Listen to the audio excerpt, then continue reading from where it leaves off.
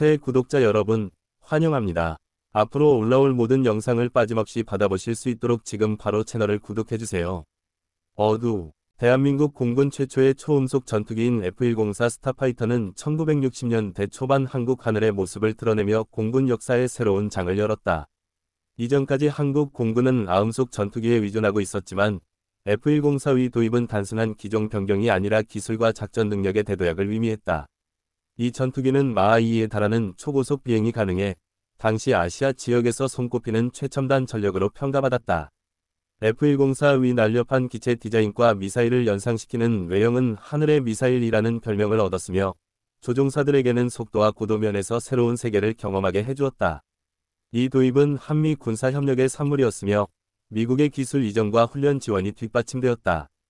F-104의 등장으로 대한민국 공군은 북한 공역 인근에서 고고도 요격, 신속한 방공 대응, 전략 정찰 등 다양한 임무를 수행할 수 있게 되었고, 이는 국가 방위 태세 강화에 결정적인 역할을 했다. 또한 이 전투기는 한국 공군이 장차 더 발전된 기종, 예를 들어 F4 팬텀이나 F-1K 같은 현대식 전투기를 운용할 수 있는 기초를 마련해 주었다.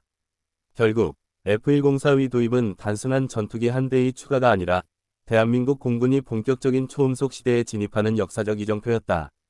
F-104 스타파이터가 하늘의 미사일이라는 별명을 얻게 된 이유는 그 독특한 외형과 비범한 성능에 있다. 이 전투기는 다른 항공기들과 달리 매우 길고 가느다란 동체와 작은 삼각형 날개를 갖추고 있었는데, 이러한 설계는 마치 공중으로 발사된 미사일을 연상시켰다.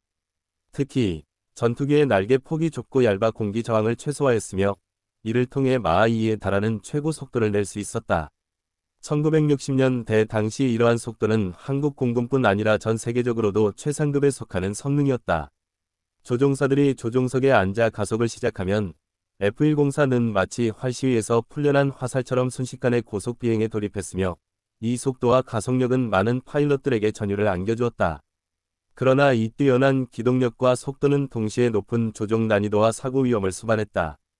그럼에도 불구하고 하늘의 미사일이라는 별명은 F-104의 상징적인 이미지로 자리 잡았고, 속도의 한계를 넘어서는 기술적 도전 정신을 대변했다. 이 별명은 단순히 외형적 묘사가 아니라 당시 항공 기술이 추구하던 궁극적인 목표, 즉 하늘을 지배하는 속도와 힘을 압축적으로 표현한 것이다. F-104 스타파이터의 가장 큰 특징 중 하나는 바로 마하2급 속도를 구현할 수 있는 강력한 성능이었다. 최고 속도는 약 마하 2.0, 시속 2135km에 달했으며, 이는 1960년대 아시아 전역에서 최상급 전투기로 평가받기에 충분한 수치였다. 당시 대한민국 공군이 운용하던 기존 전투기들은 대부분 아음속에 머물렀기 때문에 F-104의 도입은 작전 개념 자체를 완전히 바꿔놓았다. 이 초고속 능력은 북한 영공 인근에서의 요격 임무나 긴급 출격 상황에서 탁월한 이점을 제공했으며, 고고도에서 적 항공기를 신속히 포착하고 격추할 수 있는 능력을 확보하게 했다.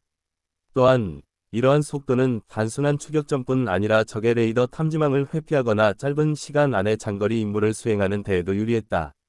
그러나 이와 같은 높은 속도를 안정적으로 제어하기 위해서는 조종사의 숙련도와 기체의 유지 관리가 매우 중요했으며, 이는 당시 공군의 훈련 체계와 정비 수준 향상에도 큰 자극이 되었다. 결과적으로 마하2급 속도는 F-104가 단순한 전투기를 넘어 대한민국 공군의 전략적 패러다임을 변화시킨 결정적인 요소였다. 이 속도 덕분에 한국 공군은 진정한 의미의 초음속 전력을 갖춘 국가로 발돋움할 수 있었다. F-104 스타파이터는 단순히 빠른 속도를 자랑하는 전투기가 아니라 전술 정찰과 요격 임무에서도 뛰어난 성능을 발휘하며 대한민국 방공 작전의 핵심 전력으로 자리 잡았다. 특히 1960년대와 70년대 초반, 한반도는 냉전 구도의 최전선에 있었고, 북한의 공중 위협과 정찰 활동이 빈번하게 이루어졌다. 이에 따라 F-104는 북한 공역 인근에서 고고도 요격 임무를 수행하며 적 항공기의 접근을 차단하고 필요시 신속하게 격추할 수 있는 능력을 발휘했다.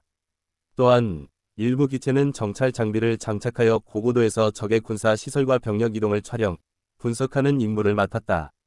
이 정보는 작전 계획과 방공망 구축에 있어 결정적인 자료로 활용되었다. 초음속 속도와 높은 상승률 덕분에 F-104는 적 전투기나 폭격기보다 먼저 목표 지점에 도달할 수 있었고, 이는 대한민국 공군이 방어에서 공격적인 방공태세로 전환하는 데 중요한 역할을 했다. 결국 F-104의 전술 정찰 및 요격 능력은 단순한 공중전 승리 이상의 의미를 가지며 국가 안보와 실시간 정보 확보에 기여한 중요한 전략 자산이었다. F-104 스타파이터는 단순한 전투기 이상의 의미를 지닌 기종으로 한미 군사 협력의 상징적인 사례로 평가된다. 이 전투기는 1960년 대미국의 군사 원조 프로그램과 긴밀한 공군 협력 관계를 통해 대한민국에 도입되었다. 당시 한국은 자체적으로 초음속 전투기를 개발하거나 도입할 여력이 부족했기 때문에 미국은 F-104를 제공함과 동시에 조종사와 정비 인력을 체계적으로 훈련시켰다. 한국 공군 조종사들은 미국 공군 기지에서 직접 비행 훈련을 받으며 초음속 비행과 고고도 전술, 복잡한 무장 운용 방법을 습득했고, 이러한 교육은 귀국 후 한국 전력 전반의 수준을 끌어올리는 데 큰 도움이 되었다.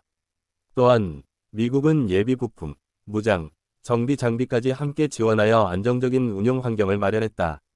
이 과정에서 양국 공군은 실전 전술, 작전 계획, 정보 공유 등 다방면에서 협력 체계를 강화했고, 이는 이후 F4 팬텀, F-16, F-35A 등 더 발전된 기종 도입으로 이어지는 토대가 되었다.